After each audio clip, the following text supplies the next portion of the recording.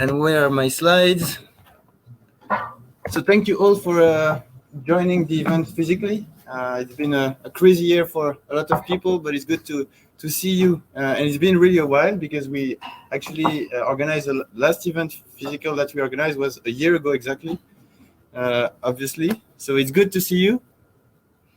And maybe a quick status update on our side, because we have had a crazy year. We are now 185 company members. So we want to thank all the company members for their trust. And we want to say that we really love you guys because it's because of you that we are all an ecosystem. So we organized 15 events together the last year, and we have still 10 events for the end of Q4 2021. And also there are a couple of new faces on the team that you have to get to know. I know where they are. So Adrien, digital marketeer. There is as well Nicolas there, our Swiss knife man, multitasking guy, doing everything. So get used to know them. And a very exciting news, and I'm just giving a small teaser. All our members will get soon access to this platform that we developed during the summer. So we had a proactive summer. So it's a platform where you can have the data base of all the other members, engage with them. You can as well access the recordings of all the previous events, etc., etc. So an exciting way to become an online platform too, not only offline. This being said, and I will keep it very short because the headliners is Elise and all the other speakers that we have today. So I will not keep you too long, but we are here to speak about the innovation strategies of real estate corporates and construction corporates.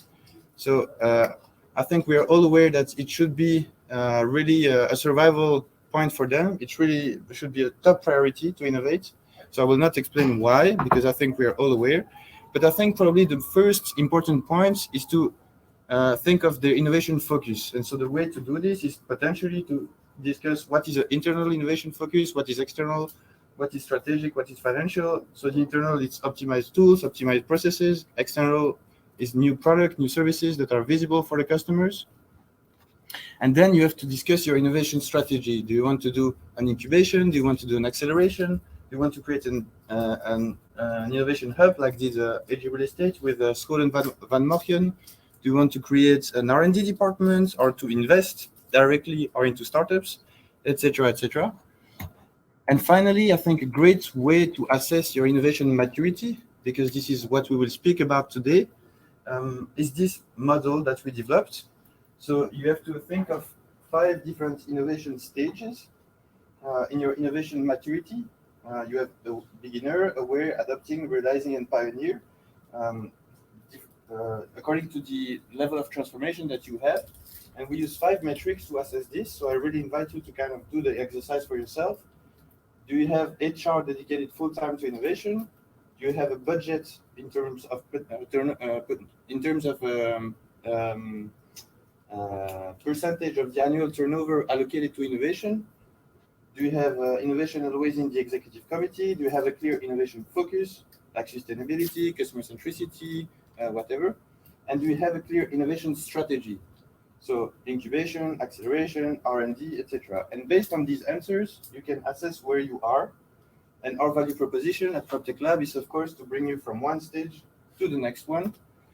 And I guess this was all for me. And just for the sake of the matchmaking and networking, let me also ask the classical who is who question. So can you raise your hands if you're a startup? Okay, raise your hand if you're a corporate. Okay, and raise your hand if you like pizzas. Because at the end of the day, we order pizzas. So excellent. So that was all for me. And how can we succeed in this mission? That's always difficult. And we focus on 3 things. First is put our customers in the center. We have to understand, to listen, to speak with them as developer, as builder, which is quite important and quite difficult in our branch. Secondly, we think that innovation is very important to succeed in this mission.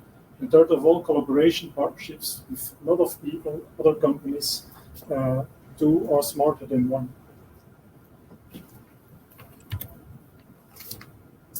Second thing, which before we start to speak about our strategy, we always look for growth to the horizon 1 to 3 diagram, where we put time and value, and horizon 1 is something in your core business, which has an immediate impact on your core business, which is mature, and where you can immediately give an add value, which is ready for the market.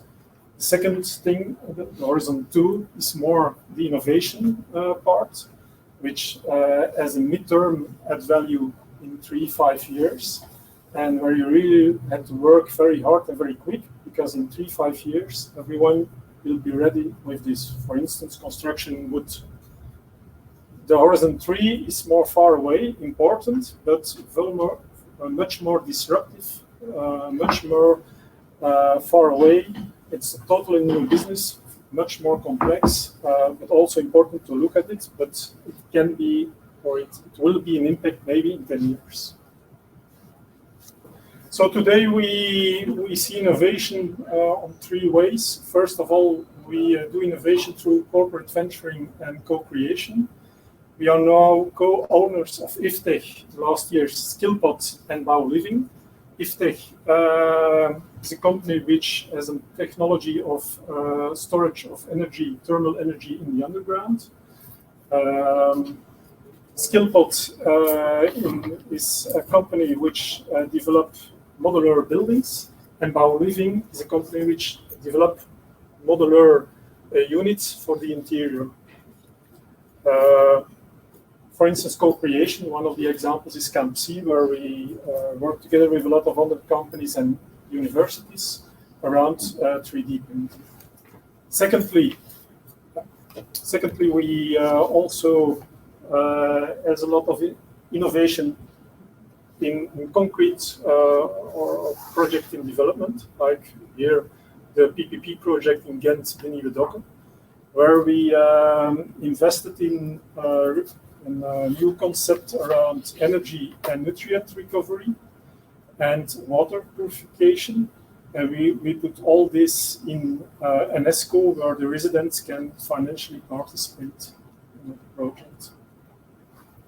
The third one, we are looking to new business models today. And today, the last slides I like to speak because it's a really important one, because it started with our mission around affordable living. It's a hot topic the last 2 years. And why? Because strong increase, the real estate prices are increases very strong. The banks are using a more severe credit policy, and everyone is talking about the growth in the rental housing in the future. And it means that a certain group of buyers cannot buy in the future a house. So the mid-income persons will be problematic. There are some reasons. Yeah, some reasons for that. First of all, in 2060, 50% of the people will be single. This is the first thing. It's long term, but we see already today that the age at which people buy their first house is getting later and later. Secondly, when we see to the levels of income, that more and more levels of income become as a decrease in ownership of real estate. So a lot of developers today predict that renting will be very important in the future and will be something which is in Belgium very low today. But for us, we see a big problem, or we see an opportunity to develop new models, because the capital build-up in renting is very poor, or is too low. And in our society, capital build-up is very, very important. So we think that an hybrid model between buy and rent can be a solution where we try to create a possibility to build up some capital.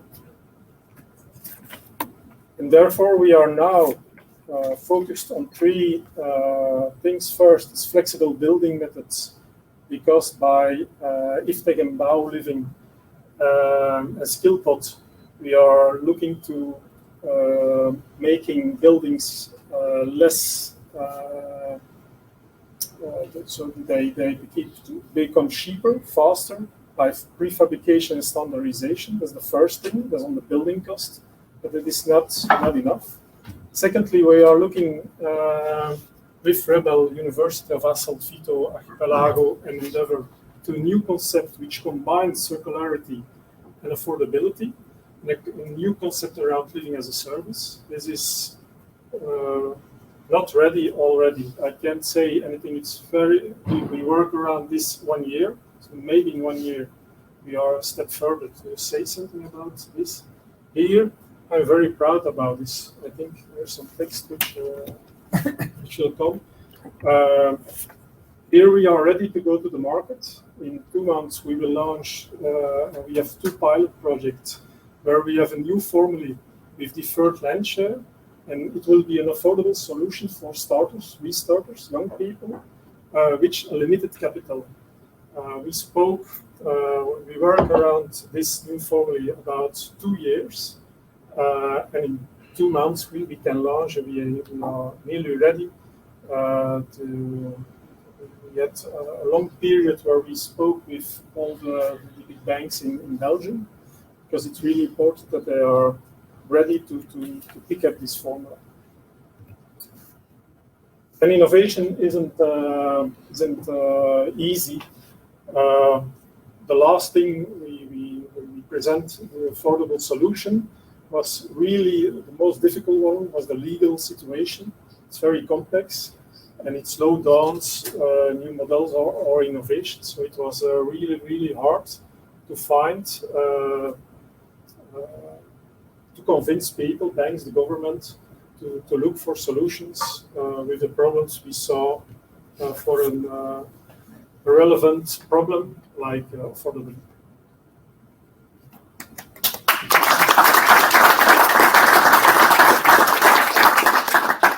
Yeah, I think we definitely have some time for questions from the audience, but I would maybe like to start off with asking a question myself. I can imagine that it was quite struggling negotiating with banks and government of pushing this new business model. They don't have the reputation to be the fastest acting, the most agile partners on the market. However, maybe for the startups that you're working with, you are a bit the slow one or the big one or the robust one. How do you make sure that in that situation you keep up the pace in the collaboration and the negotiation, and don't become the bottleneck? Yeah, I think the most important is your team. They are very motivated by your mission and your goal, where you want to go, because it's very difficult for everyone. Yeah. So you have to be passionate. You have to go on and really try. There are a lot of ups, but also a lot of downs. Yeah. I think the people of your team are the most important part to succeed, to be successful. Their vision, their attitudes. Is for me, I think is quite important. Yeah, great. Is there any other question from the audience? I think we saw a lot of interesting subjects. Living as a service, very hot. Yeah, it is. I have a bit of a challenging one, if I may. It's now or never. Yeah. How to assess the success of an innovation that you deploy on one project? So, for instance, I don't know, like the Neo Docken, which is for me a very visionary project, probably one of the most visionary in Belgium. How can you measure the success of an innovation that you deployed? Is it customer satisfaction? Is it an ROI? Or how do you do? Is it something that you do? We started last year because I said one of the most important things is listening to your clients. Yeah. We started today, it's very easy, because by platforms which exist today, you really can have a good connection with your buyers every state. So we learn a lot. And we were very surprised by what came in from reactions. Yeah. We thought that some things were for the buyers and for the residents very important, and afterwards we have a total other vision for it. So that's crucial, so that you can adapt and listen and why. And Nieuwe Dok is, we speak about 400 families, so it's quite a big number already to learn and to adapt. Secondly, we see there for the technical part that we do it together with the co-op, that the co-op learned a lot, and now he adapted his business model and he's now opening it to other projects. So that's a good sign that he learned a lot, and we want to do more projects. It will not stop with the Nieuwe Dok, not for us, not for CAP, not for the co-op. Okay. Anyone else? Burning question? Yeah. The question: living as a service model, is it something that you saw in other countries where maybe you can find inspiration from countries with different level of maturity? Is that something you've done, and what have you seen? No, we didn't find it.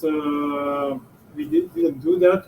The only reaction we had internal was that when we look to other models, it's not affordable. It's expensive often. Living as a service. It's for the. So we are trying to combine affordability with circularity in a living as a service formula, which is quite difficult. And therefore, we look, for instance, to corporations like in Austria, and Swiss, and Germany, for instance. But that's a model we like to look at. But you have in the USA a lot of living as a services. They are quite expensive. Another kind, we are here in Flanders with another focus. For instance, affordability was in our mission very important. And a thing where we say, well, what is affordability and how can we resolve this big issue? And I think maybe around cooperation can be a solution. We'll find a solution then. Great. Thanks a lot, Bert. Okay.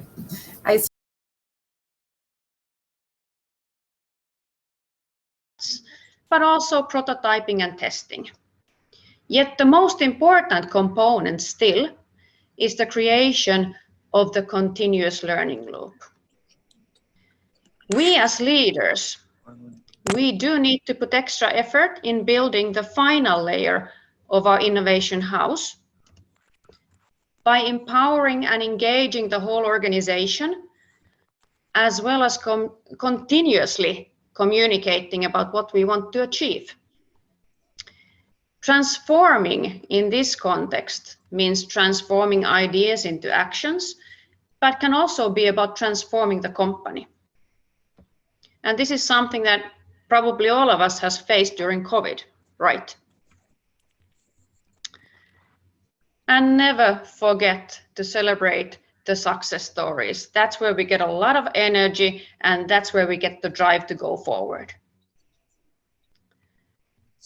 Let's jump to the output side, and that's where the magic happens, and take a look at what we have achieved in the area of sustainability at Citycon. This is Lippulaiva, our very, very big development project in Espoo in Finland, few kilometers from Helsinki. And this is a perfect example of big ticket, big impact innovations. And this is what is expected from us, right? Being on the industry. There will be 44,000 square meters of leasable area, more than 100 shops, metro and bus terminals supporting lower environmental impacts.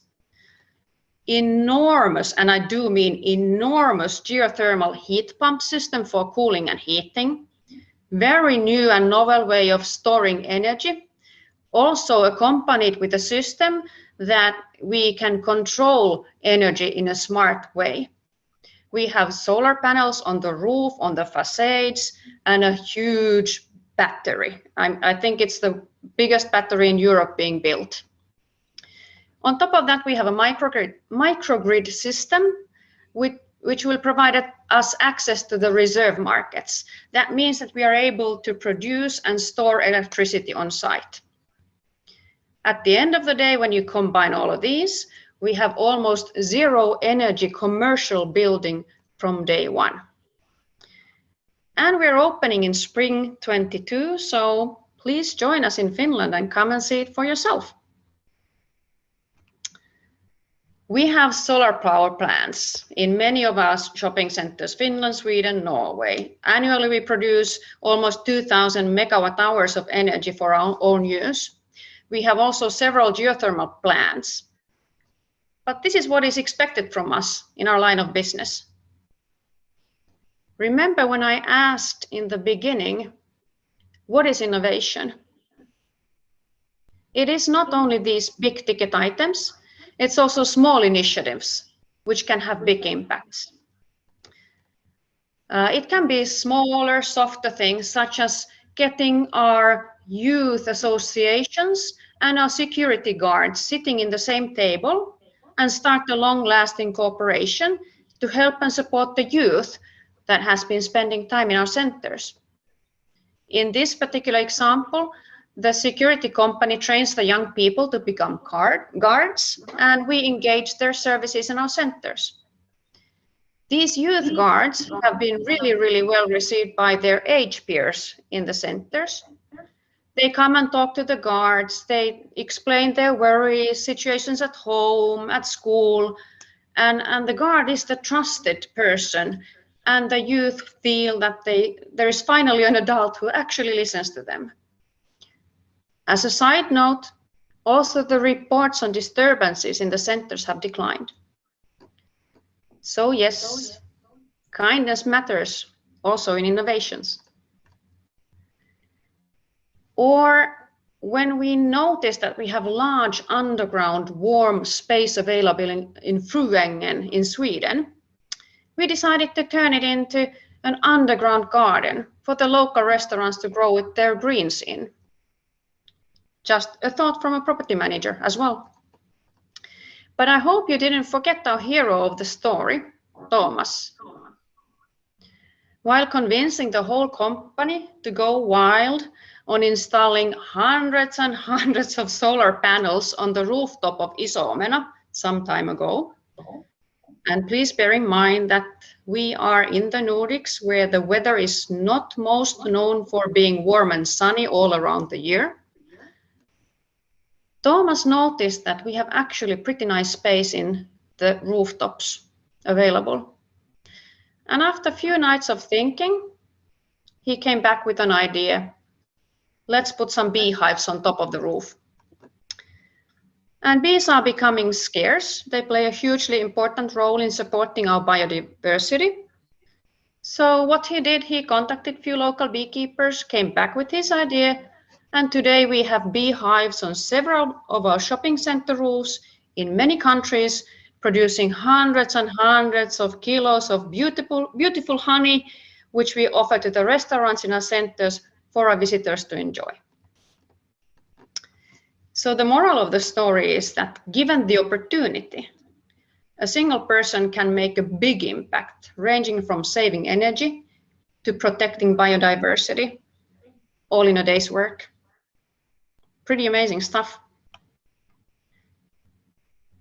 Sounds too easy though. So where's the catch? Let's take a look. When we are in an innovative mindset, we don't have boundaries by default. But in real life, we have them, and they are pretty firmly set in place. Sometimes it's time, sometimes it's money, sometimes it's something else. So we always need to remember the strategic goals we have set for ourselves. If the innovation in question will not serve the strategic goals, we need to be bold and have the courage to put it aside. Most of us are not in the business of aiming to become the next Tesla or Uber or, I don't know, what Volt, for example. We have an existing solid business platform that we are currently already operating. Yet we want to innovate around that to gain efficiencies, new business, new customers, new services, whatever the case might be. Never lose sight of your strategic focus. That's my learning. In order to innovate on a bigger scale than only one person, that's a lot of responsibility to place on a single person. You need everybody in the organization on board and engaged to that common goal.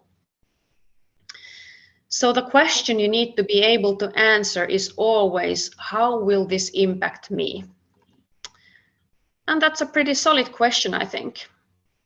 Yet it's mostly a question that we can't really answer, not at least in detail or specifically. And this is due to the nature of innovation as a phenomena. So what can we do then?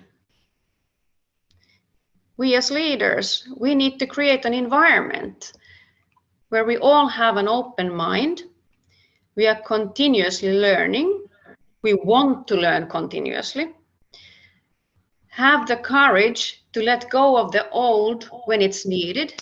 Create new ways of working while we are innovating, and also keeping our eye on the ball, on the prize, focusing on what we have to gain rather than what we have to give up. And this is all while we embrace the new. Of course, we need to be agile. That's a buzzword today, but it's not just in our actions, it's also in our mindset. And I'm really, really convinced that this is needed to create new success stories together.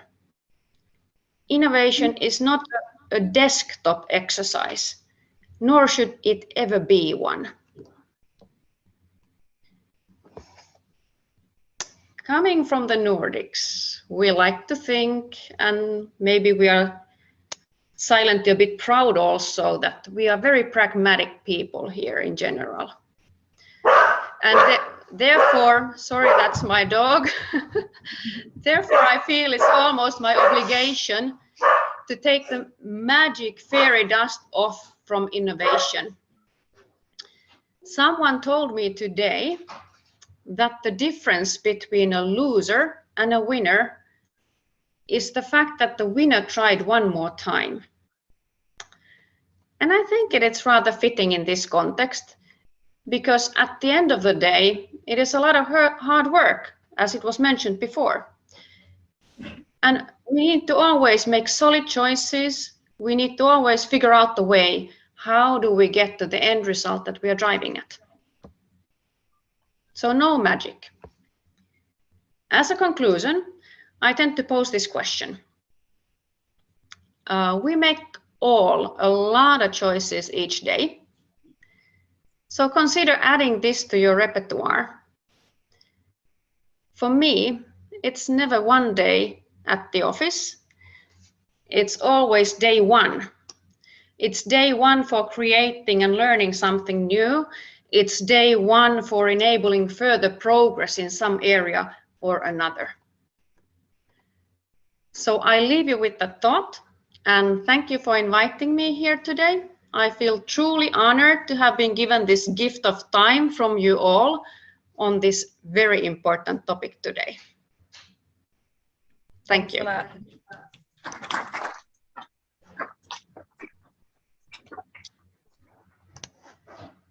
Let's see if anyone has a question for Kirsi.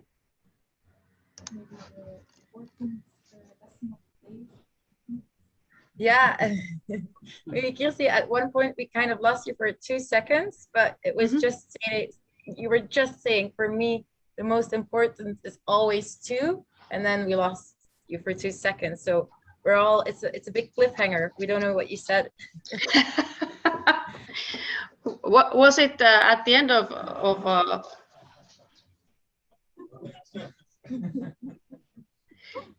Well, it depends on which part you lost, but for me, it's always not that one day at the office, if that's the part you missed.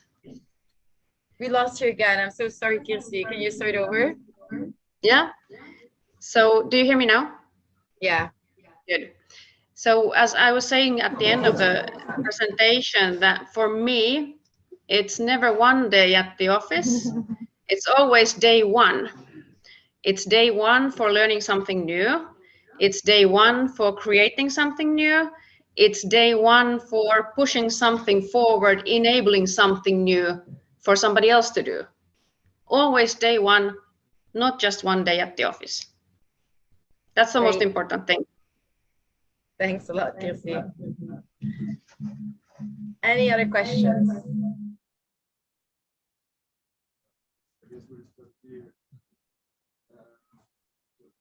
Thank you very much, Kirsi.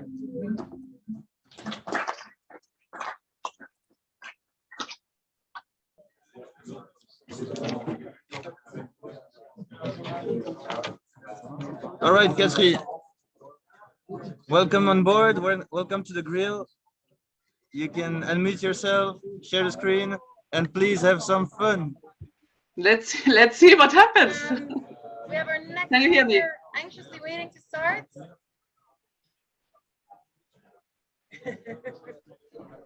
Yeah.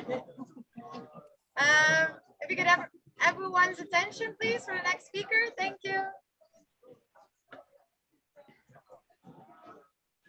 Guys? Women? Okay, great. I wouldn't ask you all to be silent if we didn't have an amazing next speaker. I'm very happy to introduce Katri Harra-Salonen, who is the Chief Digital Officer of Kojamo. I think she will tell a bit more herself about what her role entails and what Kojamo is. So the floor is all yours, Katri. So the question today is, can you hear me? Yes, we can. Okay. Well, great. I'm really happy to have this opportunity to discuss, I hope discuss with you, not just to have a presentation about Kojamo and our innovation strategy. Of course, not a presentation about the strategy, but some reflections about innovation from our point of view. First, of course, big thanks for the opportunity and big thanks for the excellent training for going over to hybrid. Now I think that we all know that it's not going to be so easy as we think. So to how to combine offline and online. So I think this has been really insightful. As innovation always is, it takes a little bit of time and some tears and a little bit of sweat and fun period in periods. But I'll share you my presentation and let's see how much we can walk through today. Let's see how this works. Okay, can you see something now? Yes, we see your screen. Great, and let's put it on presentation mode. Okay, can you see the presentation? Yeah, we can. All right. So my name is Katri Harra-Salonen, and I'm the Chief Digital Officer at Kojamo. I worked in this industry for 1.5 years, so a little bit longer than the pandemic. My background is in versatile industries, and I've always worked for growth and for digital. So I have a background in airlines, a background in telcos, in consulting, etc. And it's been really, really interesting to get into real estate. A couple of words about Kojamo, maybe for everyone who's not familiar with the Finnish market. We are the largest private residential real estate company. And our target is always to be the front runner in the rental housing business. We're targeting residential, so not as much office buildings. And of course, also we are stock listed since 2018 on Nasdaq Helsinki. The mission for the company really is to create better urban housing. And from the innovation perspective, this gives us quite a broad spectrum to work on. Our operations thus are really focusing on growth centers, the biggest cities in Finland. And we have a brand called Lumo, which is really our consumer brand. The company is approximately 50 years old, and so we have a significant history behind us, but we consider ourselves young and innovative. So I'll tell you a little bit about how we do that. Couple of numbers to give you the feeling of the size of the company. These are our official half-year numbers from a couple of weeks back from our report. So approximately 7.5 billion in the fair value of our investment property portfolio. The net rental income around 125 for the 6 months period. And if you look at the investments this year, 176 million euros in the fresh 6 months period. Then over to innovation. My title is the Chief Digital Officer. We also have had the title as Chief Development Officer, but this time we chose to really focus on digital. This is because we have already a great foundation in this area, so we're continuing on the path that was chosen already 2015 when we launched Lumo.fi, the e-commerce part of kind of the business. And today we're really proud of that platform, bringing in approximately everything, all our customers in terms of direct rental contracts and leads for our sales operations. Here you can see also that we started pretty early with AI and bringing that into the service for our customers. Also, we launched a mobile service, MyLumo, 2019, and as it is 2 years old today, we are focusing a lot on innovating around that service today. And last year, we renewed the Lumo.fi concept fully. What this all gives to us is a couple of platforms. There's the digital platform that brings a lot of visitors, of course, every month.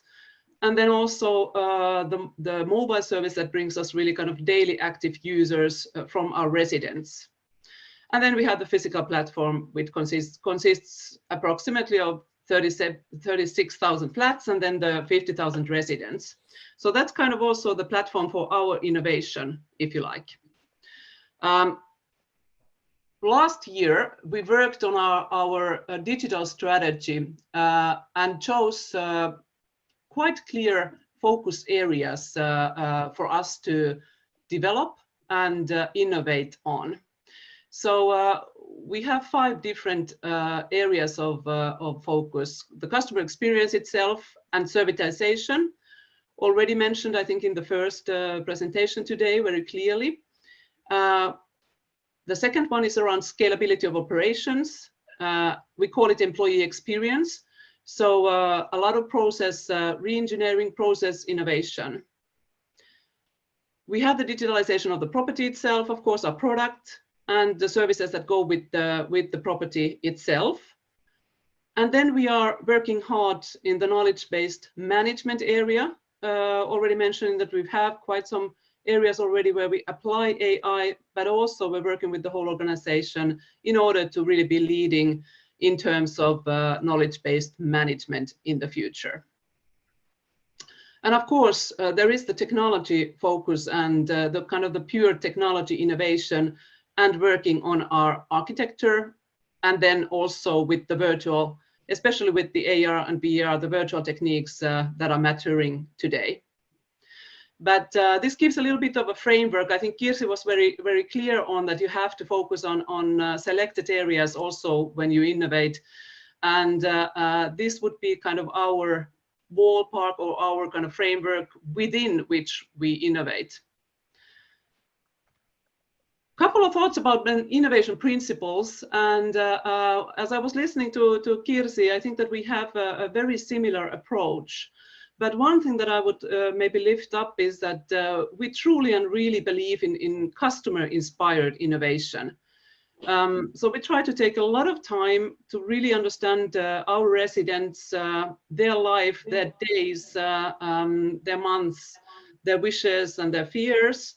And we put a lot of investment and time into data and acquiring the data and understanding and using the data that we have around our customers.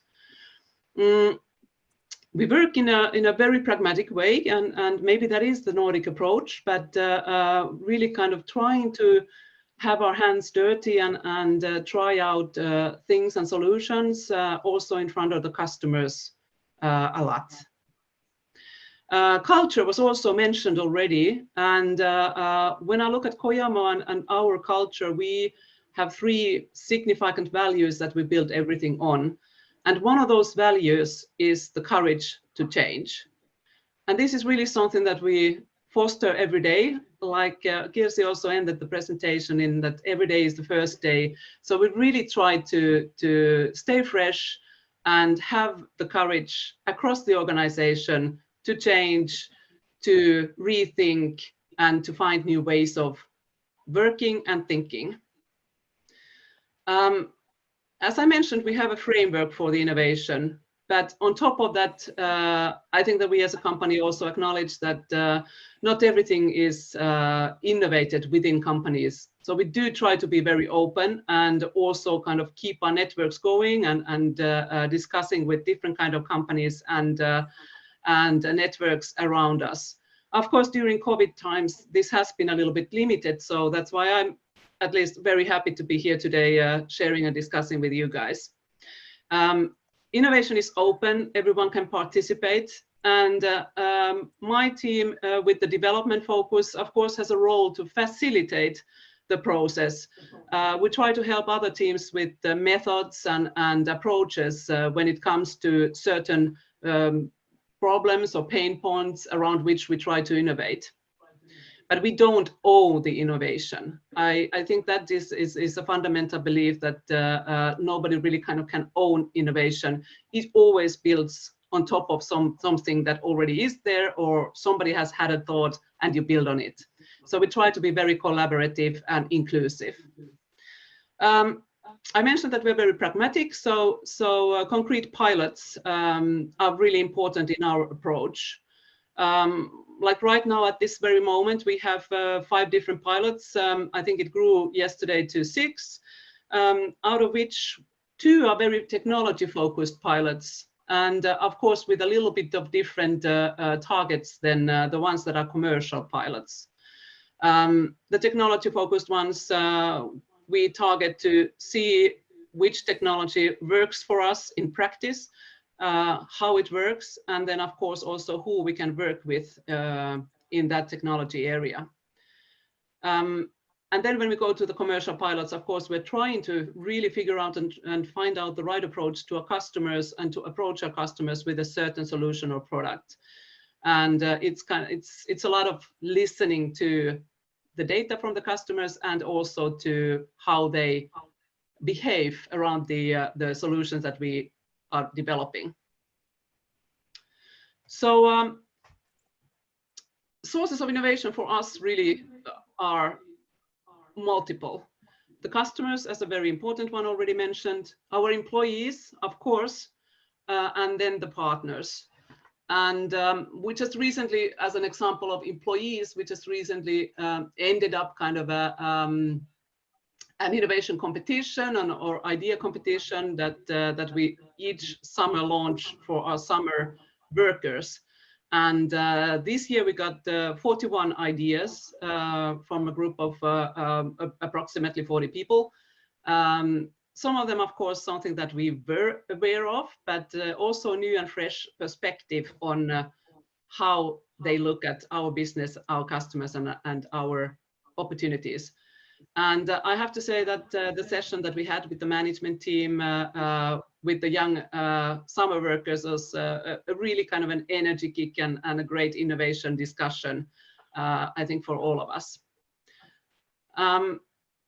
Also, then, of course, the partners. And today I'm just going to give you one example of one of the pilots. But we work with selected startups, of course, scale-ups as well, and find that very, very inspiring, and always go for also a pragmatic approach. So, of course, in the times of the pandemic, it's been a little bit challenging to get deep into kind of a relationship with our partners, but I think that we've managed pretty well also during these challenging times. When it comes to what we want to focus on and why, I just wanted to kind of paint this picture, which I think was also in the first presentation where you talked about horizons, the horizons of innovation. And of course, this is important. Different companies have different approaches and focus on different timescales. For us at Kojamo, it's very important that we really kind of find the innovation that serves our customers and serves our business. And thus, I would say that the first horizon, which is already kind of commercial today, we still have a lot of opportunity out there. Also, from the digital perspective, there is a lot of already kind of applied innovation and applied good stories from other industries that we can build on and that we can kind of sneak to our purpose. So we don't always need to kind of have a new technology to innovate around. I think that there's a very important kind of perspective of combining assets to innovate. And from that angle, it can be quite mature technology and also mature approaches, which still are fresh and work to our customers' benefit. So we've put a lot of focus on this quite close area already, and try to figure out how we make, for example, our e-commerce function a lot better. And during the pandemic, we have sneaked it quite a bit and made very rapid changes. So we work in an agile manner, and within 3 weeks, sometimes within 2 weeks, we can sneak our services according to something that the business has analyzed or identified as an important change for the business. So we try to be very fast in that area. Then, of course, there's a second layer, the technologies or the approaches that are commercial tomorrow. And this is then more kind of differentiating maybe. Here we go, for example, to the area of intelligent home, where we do pilots, and at the moment we have a very interesting pilot ongoing in this area. Here both the technology and the commercial side kind of have a role, which we try to understand in the best possible way and try to sneak and kind of build our offering to the best possible customer value. And then the third horizon would be the emerging technologies. I think I have a little bit of a different time approach than the first presenter, but 2 to 5 years, there are interesting technologies, of course, that will be kind of mature in 2 to 5 years, and we always hope that it goes faster. But I think it's really important to really look at the timelines and think about the maturity of both customers and technology. And this is also something that I've experienced from different industries and also from my own background, hopping into the digital business already in the 90s. We've seen over and over again that timing is really, really crucial. So from our kind of portfolio, one could say that we invest around 70, even 80 during the times of the pandemic to something that is quite ripe, quite mature. Okay, and then I had just one example of one of the pilots that we're doing at the moment, and this is with one Finnish partner that some of you might know, called Cosify, and intelligent home approach. And I think this is a really interesting area in terms of customer maturity. We have asked our customers, of course, and done studies and tried to find out how and what they would expect from us. But at the same time, we believe a lot in getting kind of the solution in front of the customer and actually then observing and seeing what they actually want to do within this area. So that's why we wanted to build a pilot and get it out there. And at the moment we're having it in hands of the customers and are looking at the results to support then the further development, and also to understand not just the technical solution, but really kind of the commercial side of it. So it's important for us to understand also if our customer are willing to pay for one service or another, and what kind of like functions are important and value to them, and also to different kind of customers. So at this stage, maybe the technology in this field is not the issue, but it's more the issue of how we serve and how we make it as easy and convenient for our customers in the future. And I think in that field, we still have a lot to do. So I don't have the minutes in front of me, but I wanted to end up kind of this short innovation speech into something very, very rough and real life. So something that we think is very important is the cross-functional teams across the company. And this is just a picture from yesterday, as we still are working from distance. We collaborate on these platforms that we have also exercised today. And I think that we have had plenty of really good meetings and workshops that have been helped by the digital platforms. But of course, we're eager to meet and not just the hybrid, but also the physical world. But innovation really is not about the means and resources. It's a lot about the attitude and also the feeling in the meeting. So it's very important to have fun and have a trusting environment. And I hope that you can see from this picture that it was Anna is a little bit kind of thinking about, but I think that Sanna and me, we had already quite a good fun and were very productive in this meeting.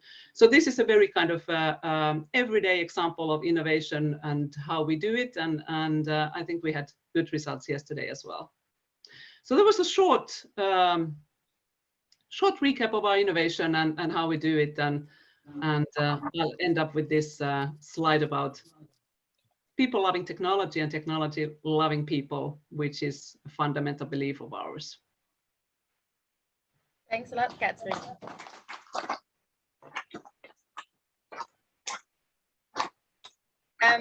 Maybe before I check with the audience if there are any questions, I already have one for you. I was just wondering if you look at the different horizons, if there is a difference in the specific horizon and the type of collaboration you have, the type of innovation. For instance, if you look at, you can invest in startups, you can co-create, innovation can come from within the company by employees. Do you see that the horizons have different approaches and different types of collaborations, or does anything work in any horizon?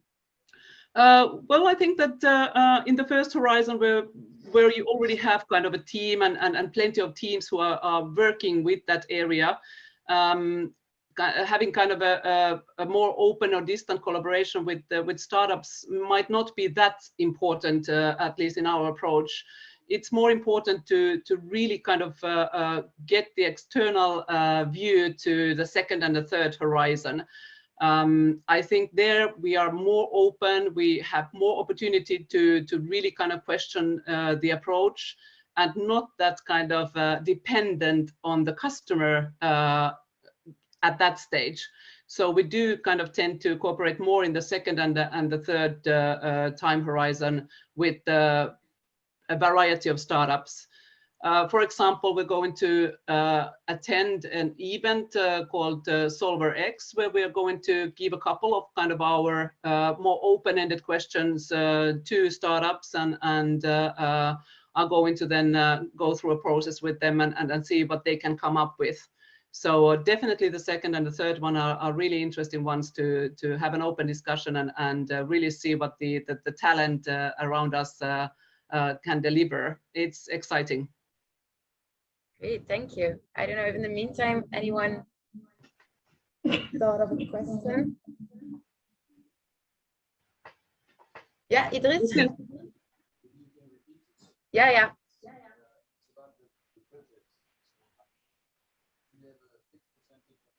Okay. Yeah. So Idris is wondering about the budget for innovation. Is it something that is fixed, decided at the beginning of the year? Is it a percentage of revenue, or is it more on an ad hoc basis that resources are allocated?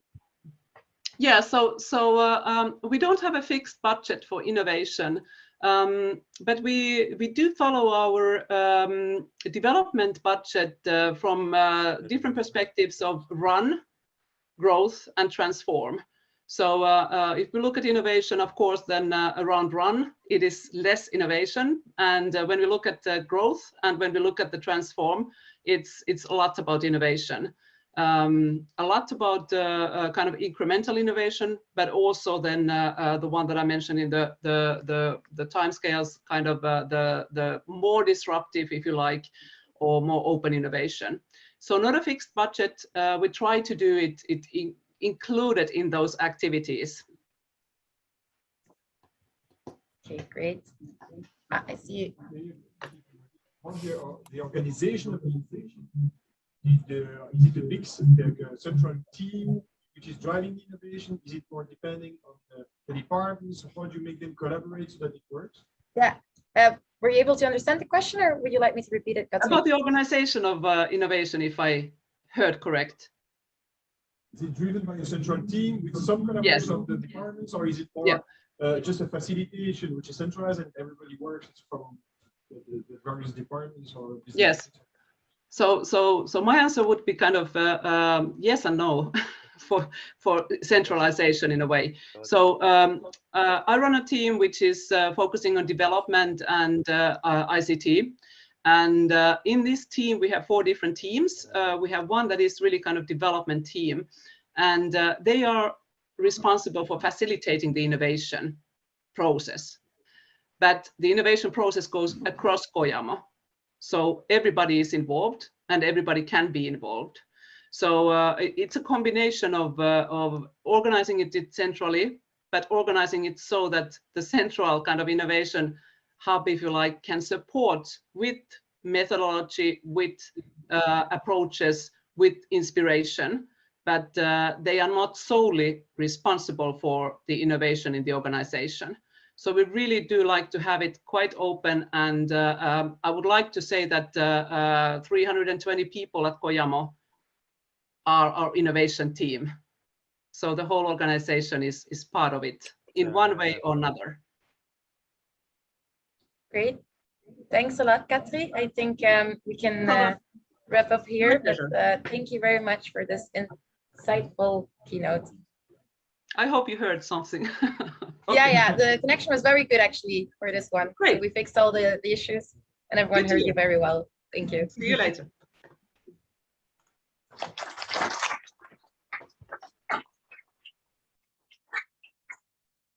I think we're going to our last keynote for today. We have with us Robert Kitel from he's the head of sustainability and future research. It's a big title. I'm sure he's going to be able to explain a bit more about what that means at alstria. Alstria is a German real estate investment trust. So I think that's also quite exciting to hear from him how they deal with innovation. Of course, because it is a bit stricter in terms of regulation.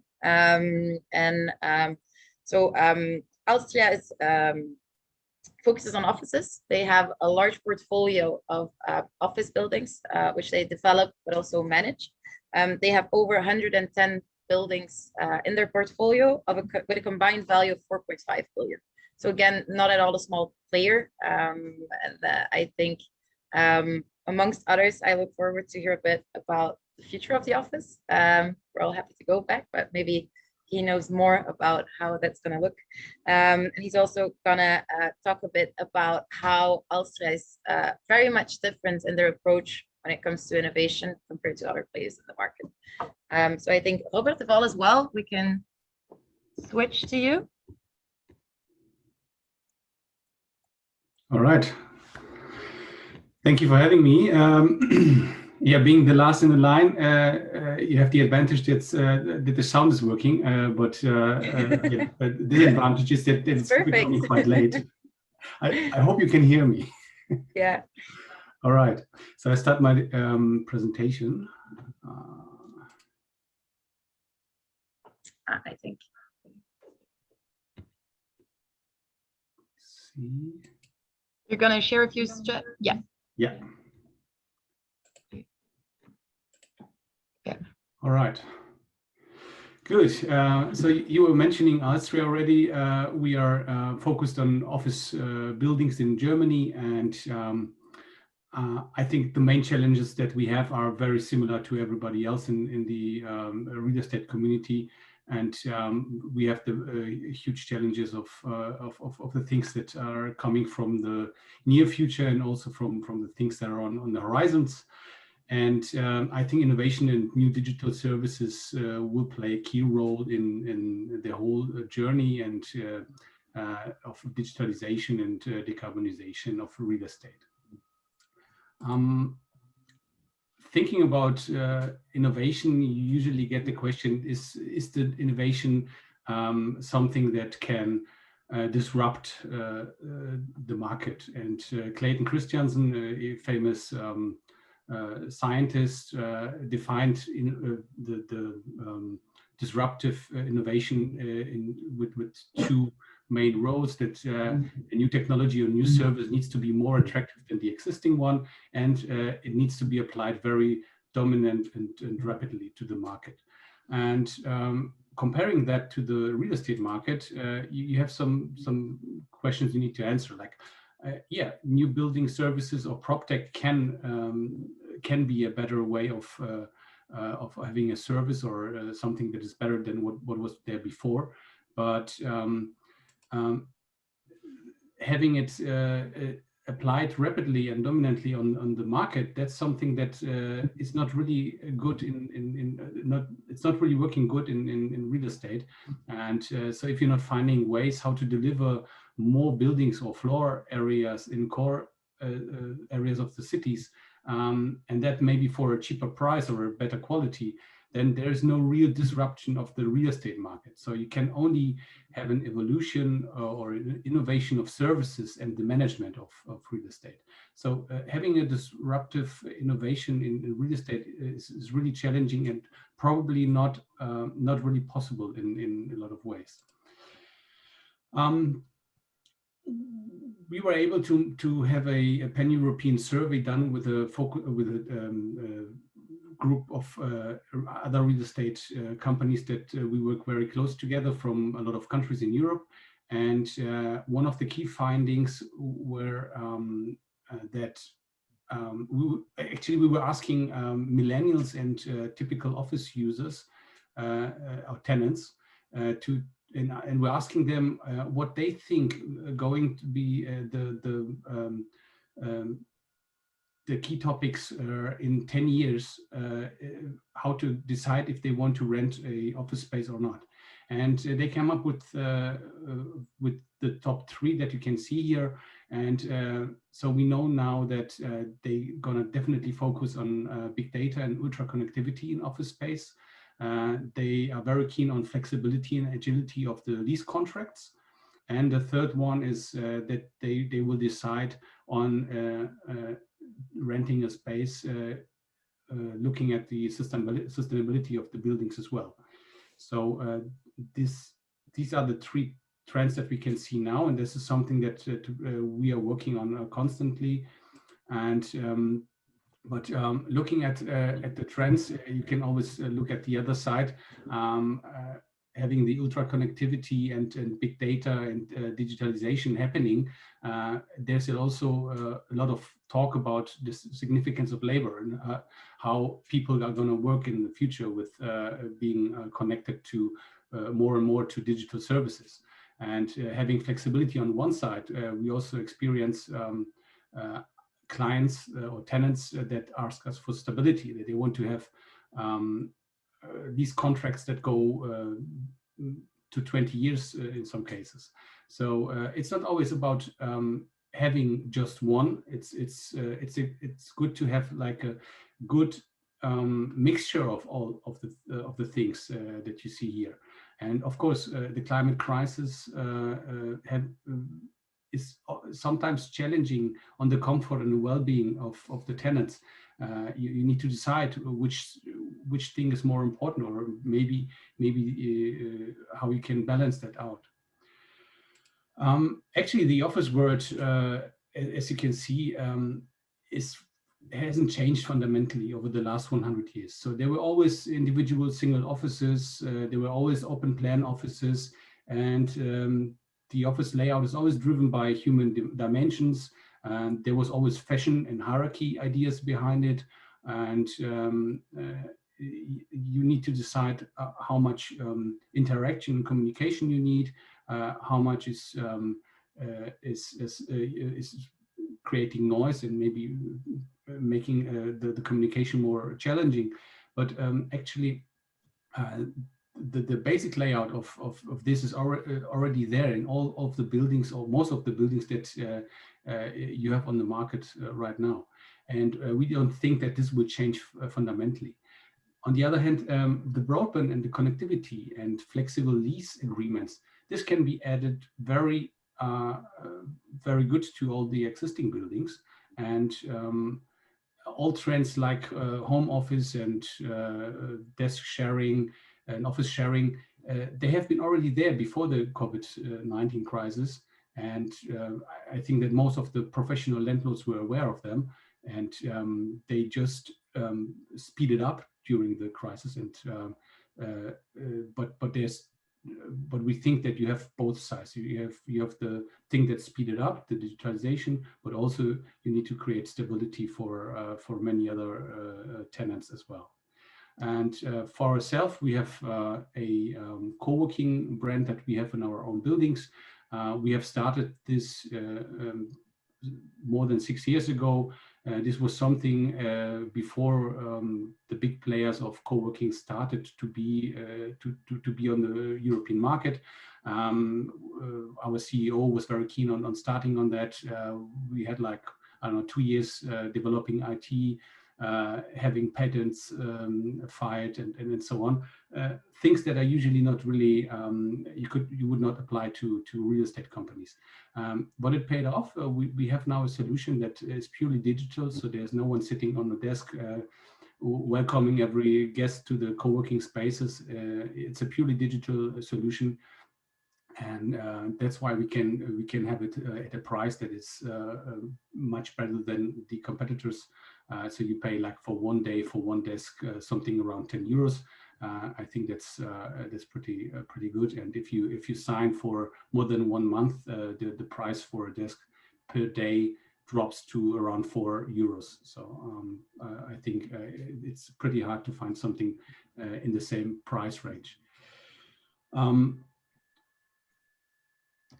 Looking at sustainability, that's probably a little bit different, a different story here. There is no easy solution on what you can do. It's for us the largest risk that we can have, or the whole real estate industry is having. And we can control a lot of the risks on our portfolio and in the company quite well. And our business is based on long term. So we try to apply everything. We try to own the buildings for a long time. We want to have a stable cash flow out of our portfolio.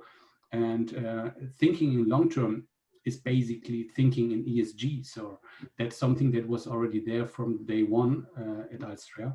And what we can see as the biggest challenges from sustainability are the points embedded emissions, the electrification of buildings, and the withdrawal from fossil heating, at least for Germany. The main action areas that we see are, as I was mentioning, the embedded emissions. They are emitted during the construction of the buildings and the production of the materials and equipment. And this is something that was not really well understood till maybe 1 or 2 years ago.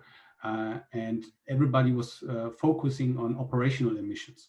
because they were kind of the main topic, and they could be very well seen, having all the energy consumptions, the bills, you could measure that, and that was all good. But now we are kind of getting into a new phase of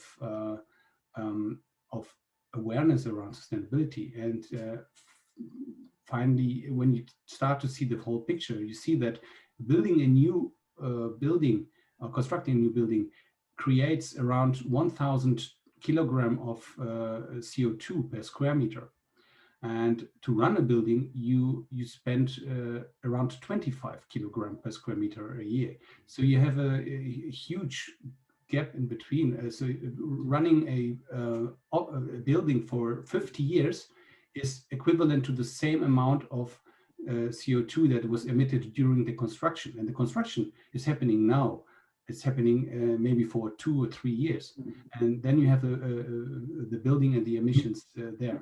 So that's something that we try to focus on right now, because that's something that was not really well understood over the last years. And what we say that this is where we have the biggest influence as a real estate owner. And so we try to focus on refurbishing and reusing buildings, because if we do that, we can save around 80% of the embedded carbon in the building. And if we need to build something new to add to the building, we try to minimize concrete and steel, because these are the materials that have the most carbon involved in it. And we try to not to overcomplicate our buildings. We try to keep them simple from the technology side, because technology is usually getting very fast obsolete. Just think about the different plugs that you have in your iPhone over the last 5 to 6 years. And it's very similar to building technology as well. So that's happening in buildings as well, maybe not as fast as with mobile phones, but trying to stay with simple and robust construction, you can avoid a lot of maintenance and things breaking down. On the other hand, on the operational emissions, you can try to electrify buildings and maybe to use district heating networks and grids. So that's something that is not really well of influence by real estate owners, because you depend heavily on the energy sector. So the energy sector needs to decarbonize a lot, and you can only try to bring your building to the best grid that will decarbonize over the next years. And so that's something that we see that we need to do, but it's not in our hands to be the ones who are decarbonizing. So it's a difficult role here, and we think we need to be in the future very flexible on the energy use. I think the tariffs for energy will change a lot around this topic, and having EV charging and talking about our portfolio, we talk about 20,000 parking spots. So it's not really a small task, even if you think that you need to have a charging point every 5 or maybe every 10 cars, parking spots. So it will keep us quite busy for the next years. And of course, thinking about renewable energy on site, generating and storing, that's all part of the electrifying of the building, and whenever possible to put in efficient technology whenever we need to replace something in our buildings. So what do we need from startups, from PropTechs? We're looking at solutions that help us to get the best digital track of all the emissions and the consumptions in our buildings. So as well from the embedded emissions side, as well from the operational side, and I've seen a lot of technology around that, but it's usually complicated, and it's quite costly. So if there are easy and cheap ways, that's something that we really like to focus on. Then platforms how to visualize and try to understand the data that we collect. And it's not about people like me who are all constantly working on this kind of data. I'm talking about our property managers, our asset managers. We need to find ways how to make it more Apple-like for them so that they can understand it quite easily. And we try to focus on developing carbon sinks, so ways how to suck out the carbon emissions from the atmosphere. That can happen in a lot of ways. And of course, thinking about trying to stay on the target, to see the progress, and to try to do a lot of things at the same time, just to keep on the material topics. And of course, working for Germany, it's a big topic, the heating systems. We have a lot of natural gas for heating in Germany, and we need to switch that off during the next couple of years, and we need to find solutions that can be applied easily to the existing buildings. So we can do a lot of good things on new buildings, but I think the main challenge will be the existing portfolio. More than 85% of the buildings that are already run today will run in 2050 as well. So it's not going to be the work of the new buildings. We need to find solutions on the existing portfolio. And yes, we have a lot of information and free tools on our website. You're more than welcome to visit it and to have a look at the things that we have there. And we like to share a lot of the things that we find out. And I think that's it for me today. And I'm happy to have your questions. Are there any questions? Yes, we have one here. Where do you get your information from regarding embedded carbon? Would you like to get from in the future? And the sub-question, is BIM potentially a good enabler to convey such information? Maybe just Robert checking whether you understood the question, or you want me to repeat it? Could you repeat it? That would be great. Yeah. So the question is, where do you get your current information regarding embedded carbon? And where do you would like to get that information from in the future? Could BIM modeling be an answer in that challenge? Yeah. So at this moment, we rely on a couple of on the embedded carbon. We rely on working closely with universities and people who are running already LCA analysis. So life cycle analysis on new buildings and existing buildings. That's something that that it's not as good as we thought, and BIM modeling is quite challenging in existing buildings, because you need to find you need to get all the data, all the materials that is already built there. You need to put that into the new model, and this becomes quite challenging. And well, my background is that I was working on development, and I was doing developing a couple of these old buildings.